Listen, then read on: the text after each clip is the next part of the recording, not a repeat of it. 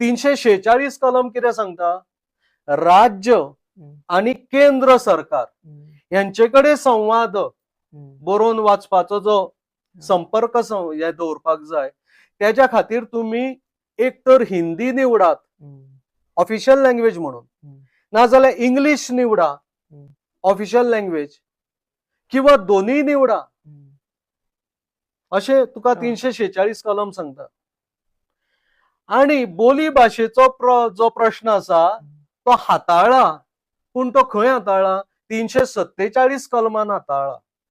त्यातून कितें सांगला की बोली भाषा जर तुमकां राजभाषा घोषित करून घेवपाक जाय जाल्यार तशें तुम्ही आवाहन राष्ट्रपती कडेन करप. राष्ट्रपतीन ते आयकप तुमचे, आणि तो जर सॅटिस्फाय जालो अशे शब्द वापरल्या जाल्यार तो नोटिफिकेशन काढपाक शकता त्या राज्यात की ही जी बोली भाषा आसा ती तुम्ही ह्या राज्याची राज्यभाषा घोषित करात. आता मुळात जेन्ना आम्ही राजभाषा विषय मांडटा न्ही, इवन केंद्र सरकाराक अपेक्षित कितें आसा की राज्यान ज्यो लिखित स्वरूपाच्यो भाषा आसा त्योच तुम्ही राजभाषा घोषित करपाच्यो. बरोबर. बोली भाषा न्ही. बोली भाषा जर तुका राजभाषा म्हणून घोषित करून घेवपाक जाय जाल्यार तशें नोटिफिकेशन राष्ट्रपतीचे आसपाक जाय असो कायदो सांगता. पण हांगा जालें भलतेंच.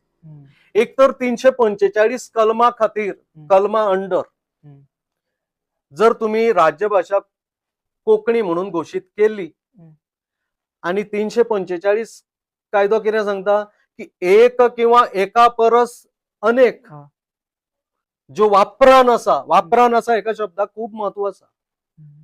माझ्या मनाक दिसता म्हणून न्ही, चालू आसा ती भाषा. म्हाका माझो तो एक इमोशनल भाग, हांव इमोशनली भावनाक दृष्ट्या हांव एका भाशेशी कनेक्ट आसा म्हणून आमच्या भावनेचो मान दवरून राजभाषा कर अशें न्ही. वास्तविक ती वापरान आसपाक जाय. वापरान म्हणजे वापरपाचे एक खंयचे पद्दती आसा त्यो सांगता. म्हणजे वापर लिखित स्वरूपात खंय आसा, शैक्षणिक अभ्यास त्या राज्यान खंयच्या भाशेंतल्यान जाता हो सगळ्यात महत्वाचो निकष.